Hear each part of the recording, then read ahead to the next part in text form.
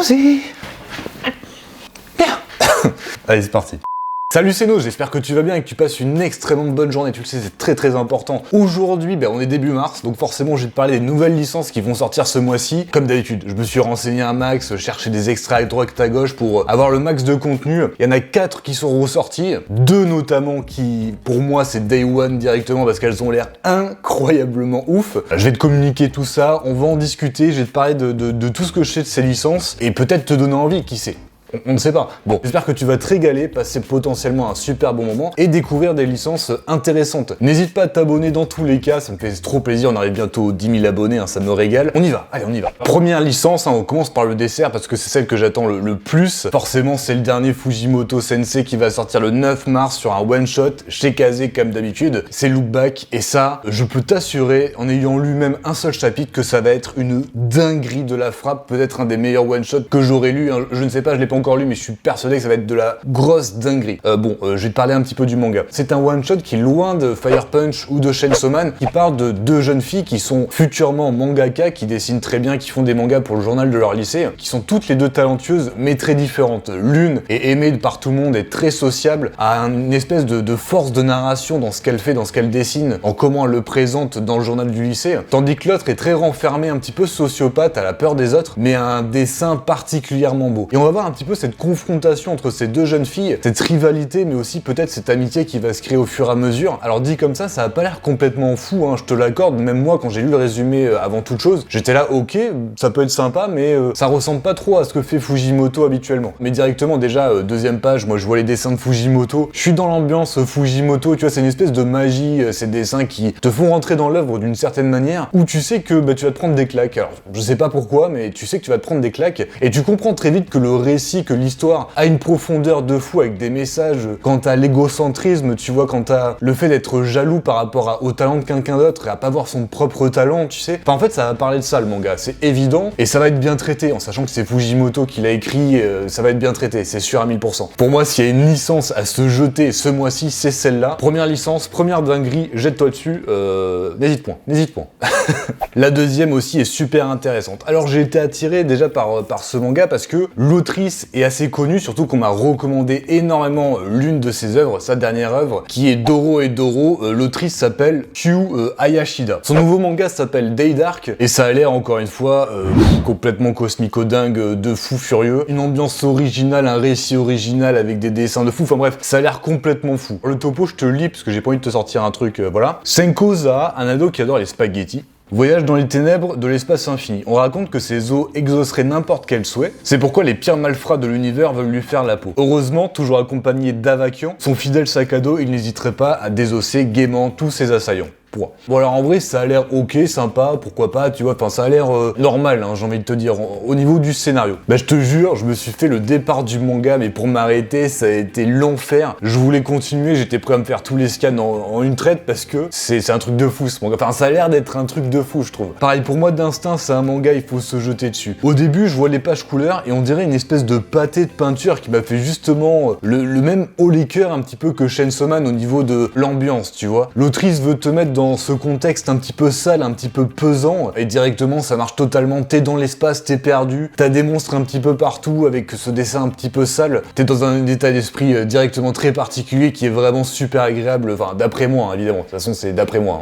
on est d'accord. Surtout que je trouve que globalement c'est fait avec beaucoup de goût, tu vois, encore une fois j'ai envie de mentionner Fujimoto parce que je trouve que c'est une ambiance un petit peu similaire. Donc déjà ça c'est un point très positif. Deuxième chose, je trouve que de pif, tu vois, de nose, comme on dit, c'est une histoire qui a un potentiel de secret, tu vois, tu rentres dans le récit et t'es en mode nom d'un chien, qu'est-ce qui se passe, je comprends que dalle, c'est qui ce mec, c'est quoi son passé, c'est quoi ses pouvoirs, c'est qui ces monstres, enfin t'es complètement perdu. Et au fur et à mesure du récit, j'en suis certain, tu vas apprendre des informations quant au passé du protagoniste, quant à son pouvoir, quant à l'univers, quant à ce qu'il doit faire, ses objectifs, parce que finalement dès le départ tu comprends même pas les objectifs du protagoniste, t'as plein de mystères, t'as besoin d'avoir les réponses. Et donc ça motive à continuer la lecture, ça motive à rentrer dedans, et une fois dedans je pense que c'est aspirant et que t'en sors pas, hein, c'est évident. Surtout que la narration, au-delà des dessins et de l'histoire du scénario, a l'air super épique. Tu suis un mec qui est dans l'espace avec un pouvoir, une espèce de sac à dos qui lui donne des pouvoirs, qui se balade sans vaisseau, tu vois, il est tout seul avec son scaphandre dans l'espace, il déambule un petit peu, et il va un peu fumer tous les gens qu'il croise pour se défendre déjà, j'ai l'impression, puis récupérer les os. Alors il y a une espèce de pouvoir par rapport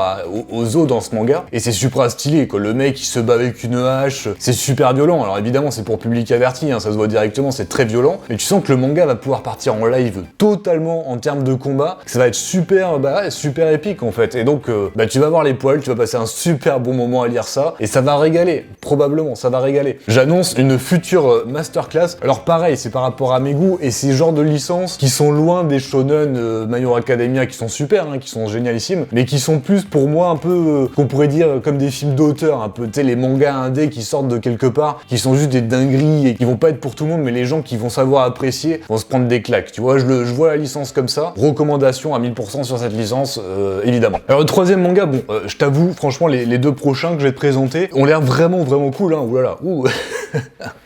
Oh merde, je me fatigue. Elles vont être vraiment cool, mais je vais pas me jeter dessus non plus, tu vois, pour un petit peu nuancer tout ça. Bon, en tout cas, la troisième licence sortira le 4 mars chez Vega Dupuis. Ça s'appelle Genesis. Alors le nom en japonais, est-ce que je l'ai? Non, je l'ai pas. C'est Suno, bon, on s'en fout. Et ça a l'air d'être un manga super original, super intéressant, instructif et tout plein de choses plutôt cool, hein, j'ai envie de te dire. Alors pour le topo, très rapidement, on suit un groupe de personnes, de jeunes qui sont anthropologues, je crois, si je dis pas de conneries, et qui vont aller visiter une grotte préhistorique. Il va se passer un truc, un éboulement, et vont se retrouver téléportés en arrière à l'âge préhistorique. Ils vont devoir survivre, et moi je me suis à peu près arrêté là quand j'ai découvert le manga. Alors c'est peut-être le chapitre 2, je sais plus. Ça a l'air grave bien, je suis pas un énorme fan des dessins pour être totalement honnête. Je les trouve vraiment efficaces, mais pas non plus ultra beaux. Ce qui est intéressant dans le manga, déjà tu le vois, c'est l'histoire qui est assez originale. Perso, j'ai jamais vu de contexte comme ça, surtout au niveau de la préhistoire. Et donc ça veut dire quoi? Ça veut dire plein de choses instructives en termes d'animaux qui existaient à cette époque-là et que nous on a plus évidemment, notamment dans les premiers chapitres où tu vois une espèce de cheval. J'avais aucune idée que ça existait, un cheval qui est en mode musclore avec des espèces de pattes trop cheloues. Moi je monte pas dessus, hein, personnellement c'est évident, il fait un peu peur. Donc on va redécouvrir la préhistoire grâce à ce manga, à un récit où les protagonistes vont en même temps devoir survivre et probablement essayer de retourner dans leur monde. Je sais pas combien de tomes il y aura au total, mais la licence elle est toujours en cours en tout cas. Une licence probablement à suivre qui va être super intéressante, je recommande, hein, de pif je recommande. Suivant, Soul Keeper, une réédition de Panini Manga qui sortira le 23 mars. Alors licence qui m'a attiré déjà de base parce que c'est l'auteur qui a fait Sido, hein, le manga de samouraï que j'avais découvert il y a quelques mois, que j'ai moyennement aimé, mais dont les dessins m'avaient énormément marqué parce qu'ils sont magnifiques, hein.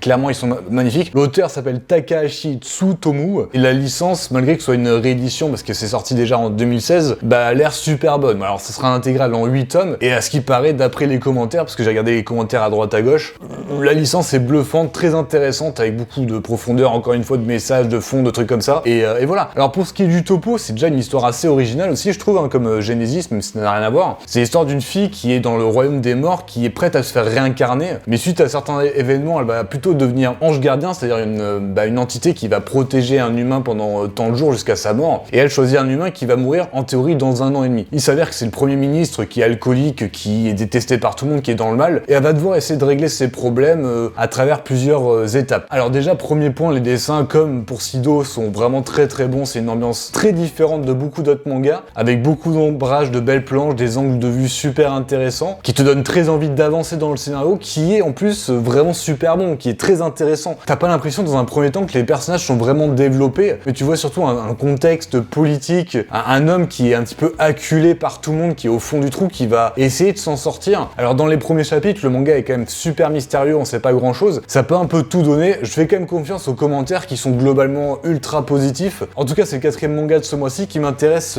énormément personnellement. Maintenant, on va passer un petit peu aux mentions spéciales de ce mois. Les mangas qui ont l'air d'avoir un certain potentiel, qui ont pas l'air non plus complètement incroyables, mais qui sont assez intéressants pour que j'en parle. Bon, alors déjà, Phantom Seer chez Kazé sortira, bon, j'ai pas la date, je le mettrai à l'écran. Alors celui-là, j'étais un petit peu déçu, très honnêtement, parce que j'ai commencé à lire le manga, une histoire de chaman, exorciste qui se battent contre des fléaux, un protagoniste qui est chaman, qui a des pouvoirs de fou, mais qui veut être normal, une fille qui veut aider les autres mais qui attire les démons, donc en fait au final qui blesse les autres. Des super bons dessins, une ambiance de malade. Le manga vendait du rêve sur le papier, j'ai commencé les premiers chapitres, je suis rentré grave dedans, j'ai trop accroché et je comptais d'ailleurs le mettre en 5ème place dans ces propositions. Sauf que malheureusement le manga a été annulé au bout de 4 tomes par Shueisha. Un peu dégoûté parce que ça partait super bien, c'est là où tu te dis même si le manga est bon, bah, commercialement si ça marche pas, bah, voilà, ça part à la poubelle malheureusement. Donc c'est une licence que je vais pas conseiller de commencer vu qu'elle a été annulée, mais qui avait l'air super cool. Donc voilà, j'en parle, ça sert à rien.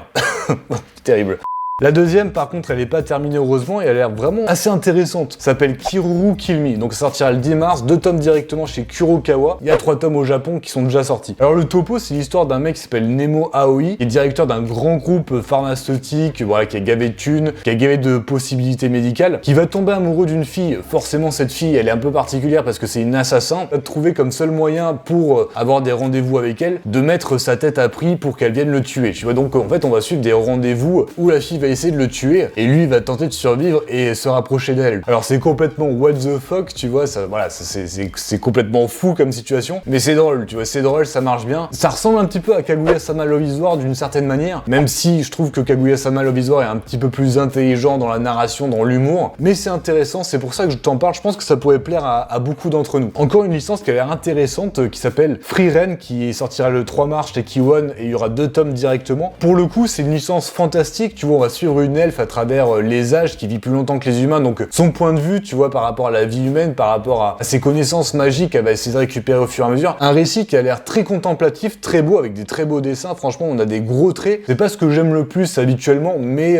là, ça marche bien. T'as des personnages qui sont très stylés, très beaux, des villes et des villages qui sont très bien structurés, qui balancent vraiment beaucoup, et surtout, on a des pages couleurs aux petits oignons qui sont quasiment des peintures, hein, voilà. Si je l'ai pas mis dans mes licences que je recommande qui ont l'air dingue, c'est vraiment pour cet aspect très contemplatif où dans le départ du manga, c'est voilà, tu vas suivre l'histoire d'une elfe sans qu'il y ait trop d'objectifs, sans qu'il y ait trop de choses. Ça va être très doux, probablement poétique, avec j'espère de la profondeur. Je pense que ça va pas être non plus transcendant, mais ça va être sympa, donc à tester, pourquoi pas. Ensuite, pour finir dans les licences qui m'ont l'air intéressantes, là j'ai marqué le nom, mais je l'ai marqué complètement à l'arrache, donc je vais te le retrouver. C'est chez Meian Obu, je crois. Alors attends. Game Obu Familia qui sortira chez Meian le... Putain, alors j'ai vraiment fait le truc à l'arrache, hein. J'ai même pas mis la date de sortie, quoi. Quel enfer. Ça sortira le 30 mars. Bon, voilà. Ça sortira le 30 mars. C'est clairement un isekai ecchi, trash ecchi, dans le sens ecchi, vraiment ecchi, méga ecchi. Clairement pas forcément une licence pour moi. Mais bon, voilà. J'ai lu les premiers chapitres. Ça a son charme, tu vois. Ça a son petit truc parce que, en fait, je me suis revu à 16 ans à ouvrir ce manga, à lire les premiers chapitres et je serais rentré dedans à 1000%. Parce que c'est un univers fantastique, un peu épique où t'as un protagoniste avec sa pseudo-famille adoptive. Alors, je vais pas rentrer dans les détails parce que c'est assez compliqué, mais il a une espèce de mère adoptive qui a pas loin de son âge au final, qui ne sera pas de son sang mais qui sera de sa même famille, sa grande sœur qui sera un peu badass, justicière karatéka, et sa petite sœur un peu Lolita, tu vois, il va arriver dans ce monde fantastique avec toute sa famille, qui va vouloir protéger le mec qui est un peu normal mais aussi intelligent, donc il va mettre tout en place pour protéger ces trois filles qui sont de sa famille, mais voilà, c'est de sa famille mais vite fait, donc au final il y aura une espèce de romance un peu inceste, enfin pas inceste, tu vois, mais voilà. En gros c'est un récit, t'as 16 ans,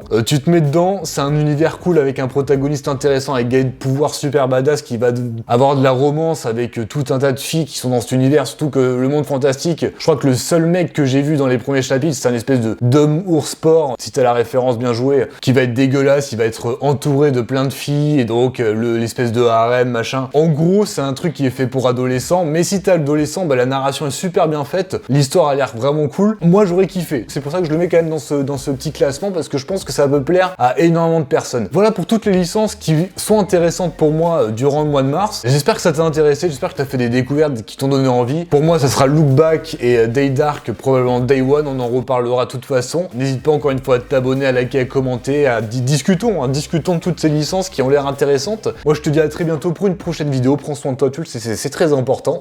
Ciao.